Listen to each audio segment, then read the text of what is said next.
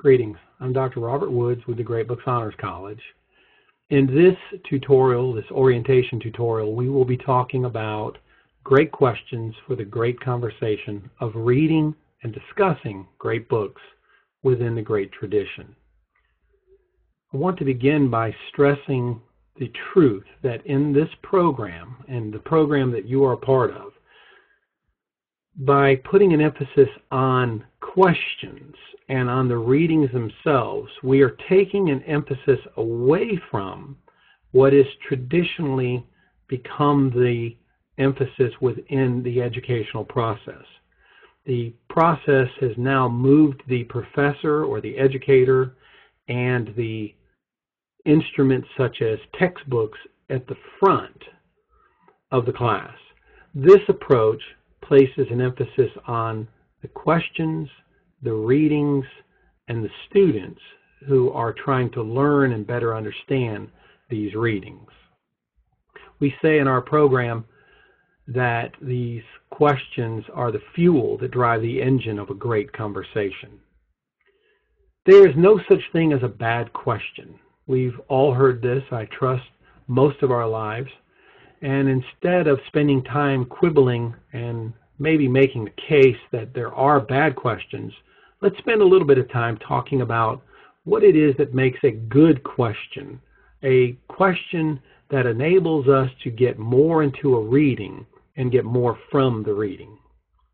Questions of a factual nature. These are not the kinds of questions that one should spend a lot of time on. Many professors believe, or teachers believe, by asking factual questions and getting factual responses that the students are really engaging the work.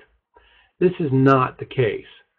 Factual questions which are indisputable in nature, they are straightforward, they are direct, clear, and easily answered, are not the kinds of questions that draw us deeper into a poem or a play or a philosophical essay or a work of history.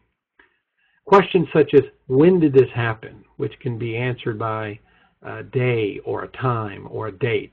What color were his eyes? While these are facts in a particular story or writing, they do not assist us usually in having a deeper understanding of the work. So let's turn our attention to those kinds of questions that do enable us to get more from the great books. These are questions of an interpretive nature. This is what these kinds of questions look like.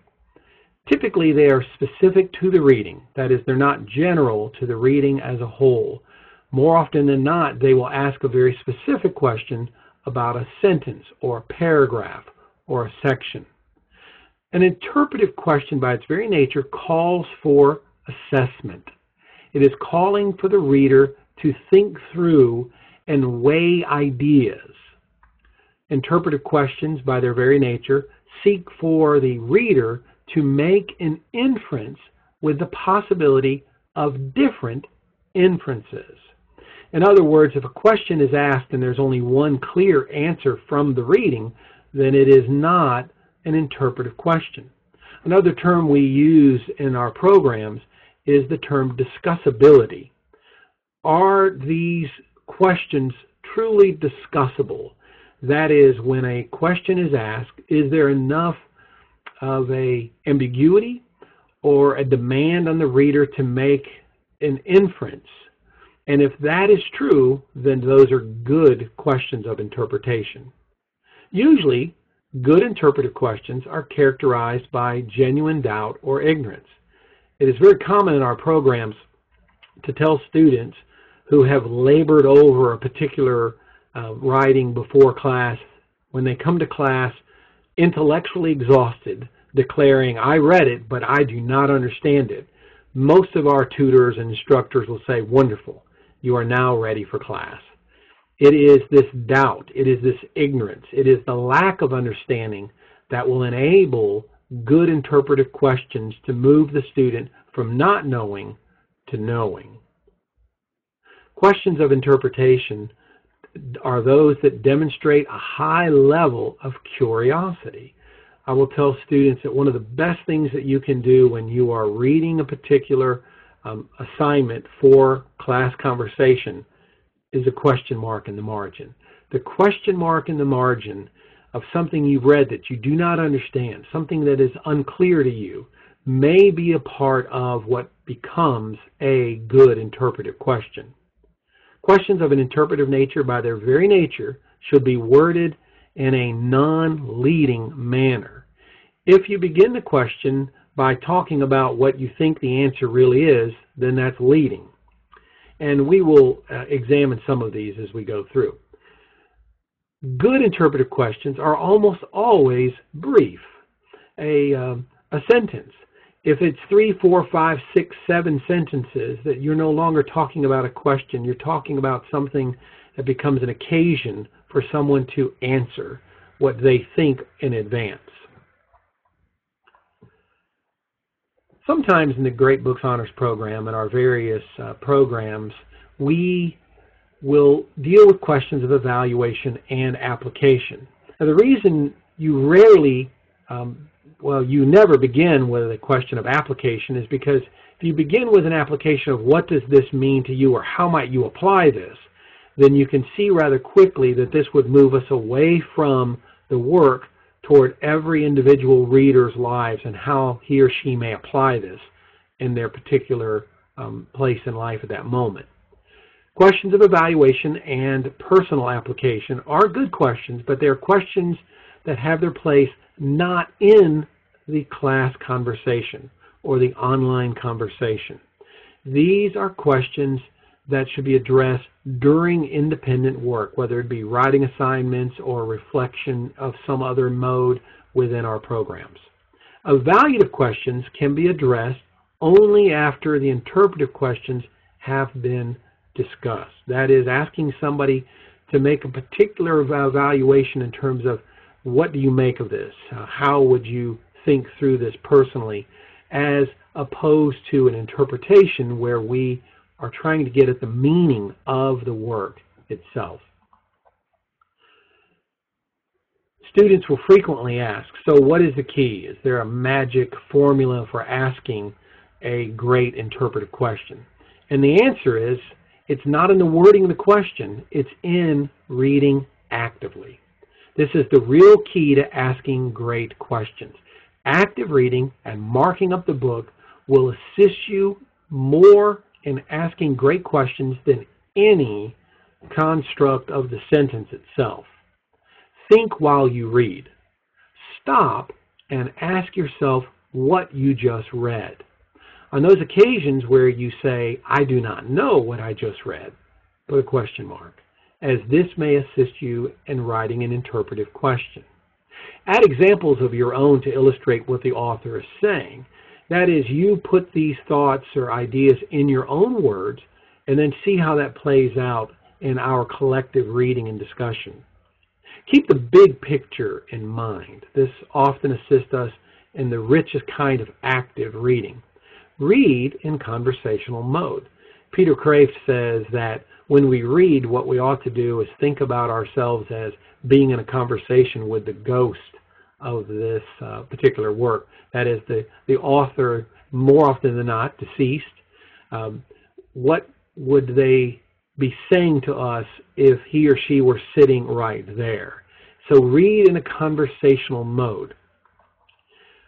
Many times, reading out loud can assist us in our better understanding. There's been some research that shows the connection between the oral and the aural, between the mouth and the ear, and the connection that's made inside of the mind. Spend extra time with important passages. It is not uncommon for a key passage or what strikes you as an important passage would be something that the instructor or the tutor will want to discuss with the class as a whole. Mark complex sections. Make a note of that. Note real or apparent contradictions. It is not uncommon for students in this program to see that sometimes authors do contradict themselves. When that occurs, one ought not to feel triumphant, but one ought to ask, why is this happening? What would move the author to unknowingly or even knowingly contradict himself or herself? Mortimer Adler talks about writing while you read, and that is making a book more your own. We'll talk more about that in a second. Take short notes in the text, in the margins. One of the greatest things about a book as opposed to an e-reader is the white space on the side that enables us to make marginalia that we can go back to and use. Mark clear and helpful passages. Make your own headings in the margins. Draw diagrams or charts. There are some students that I've seen who've done magnificent jobs of kind of elaborately diagramming a particular section. Underline key terms or phrases, especially recurring phrases. Identify subject, predicate, and modifiers of complex sections. There are some philosophical writings in the great books of the Western world that are very difficult, and this particular practice will assist you tremendously in understanding. Adler talked about marking a book as a way of making a book your own. Let me go through these just quickly. Some of you may already do this, and by the way, if you have been raised in a household or maybe a school that you could not or were discouraged from marking, we are the opposite in this program. We encourage you to mark a book, to make it your own. Underlining or highlighting, vertical lines at the margin, star, asterisk, or other doodad, as Adler says. I will frequently use exclamation marks or question marks that will assist me in going back and thinking through questions and issues in the work. Numbers in the margin, numbers of other pages in the margin, that is cross-referencing. This moves us toward what Adler called syntopical reading, the deepest and richest kind of reading. Circling or highlighting of keywords or phrases. Writing in the margin, your own notes, or at the top or bottom of the page, or Adler even talks about writing at the end of the book, those blank pages that some books give us 2, 3, 4, 5 blank pages where we can take notes. There is no magic formula to writing an interpretive question. For years I've had students say, what if I begin with the word why every time?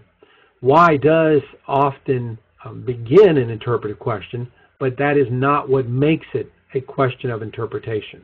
So there's no magic formula in writing an interpretive question, but knowing what makes a question interpretive should enable you to write great interpretive questions.